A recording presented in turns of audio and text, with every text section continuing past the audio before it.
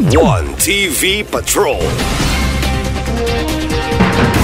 Balik sa mga balita sa One TV Patrol. Liga ng mga barangay Usamis magpagayon sa ilang Christmas party.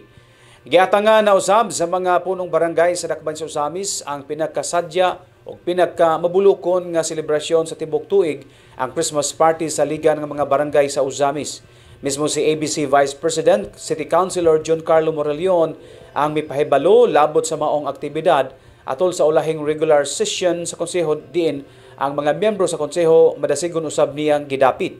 Ang Grand Pavilion sa Manabay Highway pagayon ang ilang Christmas party sa Disyembre 11 alas 5 sa hapon. Ikalipay sa mga kaubang sakop sa konseho ang imbitasyon ni Konsehal John Carlo Moraleon.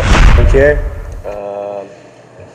this coming December 11, schedule sa Christmas party ng Liga ng Barangay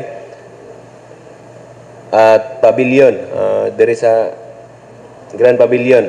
Wow. So time is 5 Christmas party. So invite muna ko tanan pohon basin maka na may oras nga makaadto kita-kita ta dito pohon. 5 p.m.